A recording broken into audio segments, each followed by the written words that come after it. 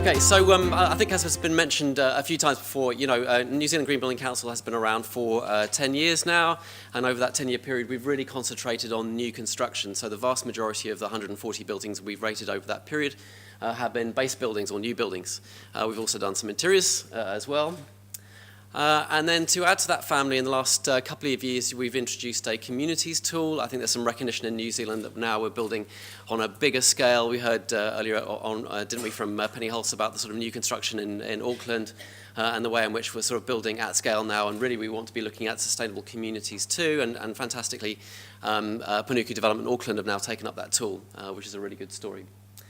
But as I said in the video, the elephant in the room is existing buildings. So I think there has been a growing awareness for some time now in the green building community that it's not good enough just to hand over a green building at construction. There's an acknowledgement that actually a lot of those buildings that we said were green, when you actually go and monitor them, you go and actually have a look at their actual performance in use, they're not quite as green as they said on the tin. So, we really want buildings to be coming forward and actually monitoring and looking at what their actual performance is, and that's really what Green Star Performance is all about. And then moving on beyond energy performance. So there's been a lot of discussion, hasn't there, around carbon emissions this morning. But as Andrew's been noting, there are other sustainability challenges as well. And so, the Green Star tools have always been holistic. They've always been about other things like water, social sustainability, and so on. And so, we have been running NABERS. And many of you will be aware of NABERSNZ in New Zealand. That looks at the energy performance of buildings, but we really need to be looking at the water performance and all the other metrics as well. And Eliza very helpfully mentioned the UN Sustainable Development Goals. This slide is really around just re-emphasizing that point that because of things like Paris Climate Change Agreement, more and more governments around the world, New Zealand will be no different, are legislating for improving our environment. And very helpfully, the World Green Building Council have put together some literature here on, you've got the 17 UN Sustainable Development Goals. 9 of those are very affected by buildings. So, I think that's just another sign that we expect that governments are going to, and local and national governments are going to be legislating and moving towards improving our building stock in order to try and deal with some of these Sustainable Development Goals. And then again, moving beyond energy and water, I'm an engineer. I love all the kind of data side of buildings, and looking at how much energy you use and how much water they use. But actually, the big emerging story in green buildings has been on the human side of buildings. And over the last 5 to 10 years, there's been some really good research from Harvard and others talking about productivity gains, health gains from better buildings.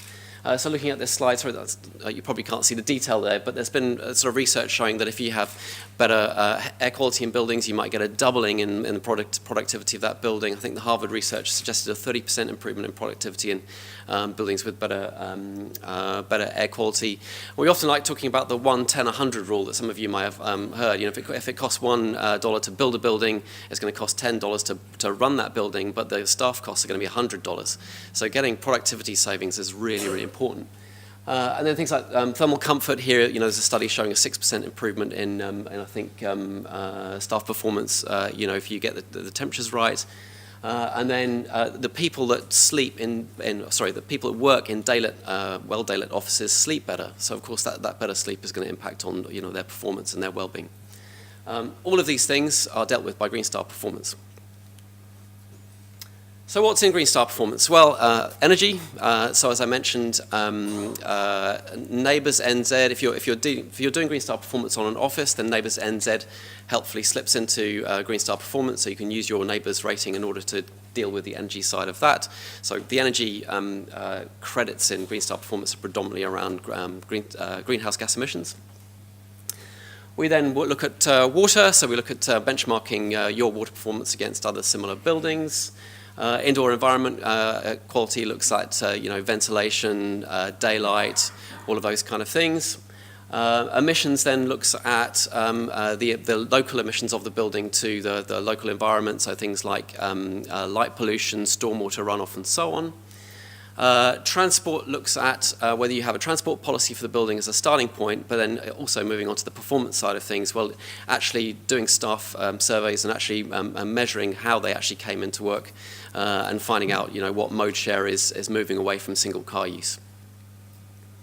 Land use and ecology, that looks at things like, do you have a sustainable groundskeeping policy for the site? Have you really thought about sort of local biodiversity and native planting, those kind of things?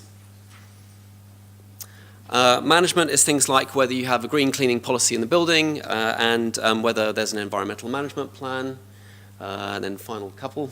Materials looks at the actual operational waste from the building and whether you've got green sustainable procurement policies for the building.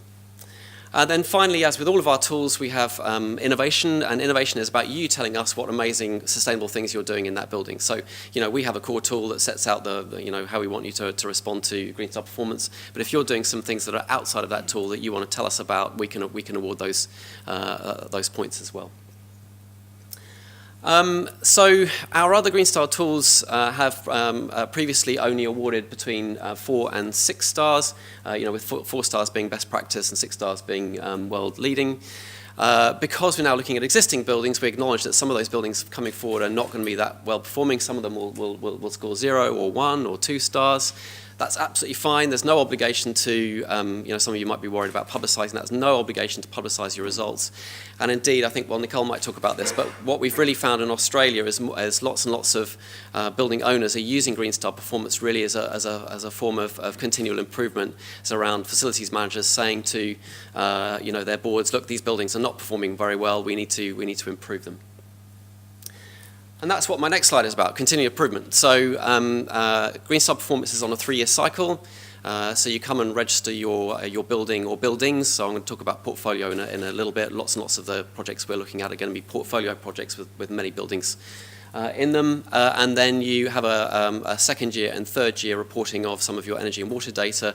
And then in year 3, in year 4, you then get back into that cycle of doing the whole assessment over again. So it's a 3-year cycle.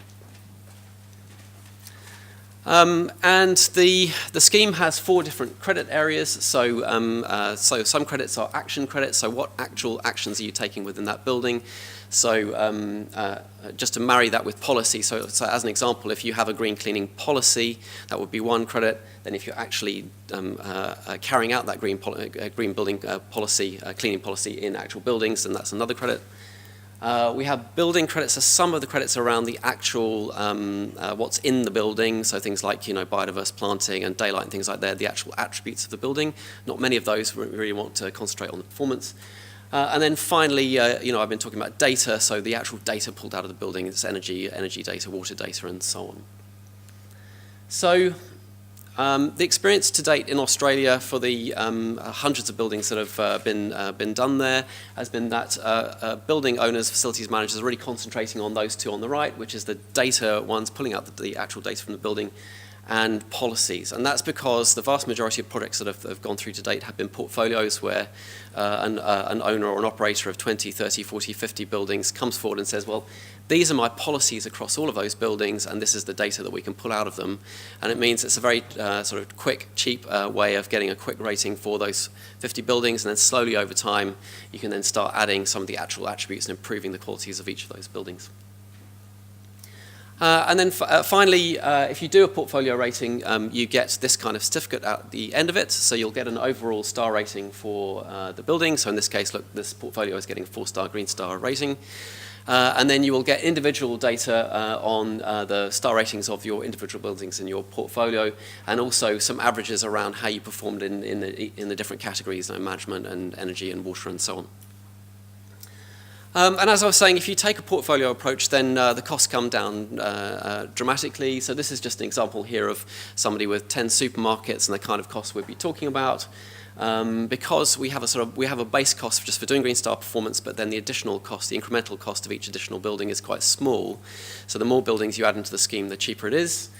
Here, this 10 supermarket example would be, the certification cost to us would be around $1,000 per building per year. So not huge cost.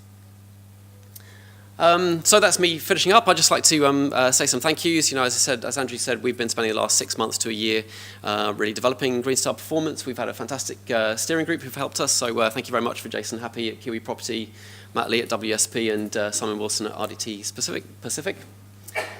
We've had a technical working group who've been helping New Zealand. So I probably didn't mention that we brought the tool over from Australia, and as with all of our tools, we've had to New Zealandize them to make them specific to our circumstances, and this team here has helped us do that. So thank you, Amanda Bryan, Oricon, Dave Fulbrook at eCubed, Mark Hill at IAG, Neil Purdy at Harrison Grierson, Russell Bailey at the University of Auckland, and Satish from Argosy Property. Thank you very much to those who are in the room for helping us. And then in addition to that, we've had lots and lots of technical assistance from specialists in particular areas, and these, I'm not going to mention all of these, but these are the companies that have helped us with those technical areas. So I think that's me finishing. I'd just like to add one final thing, which is that the new New Zealand, the new manual with those New Zealand credits in it was uploaded to our website this morning. So if you want to go online and get that, it's only available for members. So please encourage you to become members of the New Zealand Green Building Council if you're not already. That's me done. Thank you very much.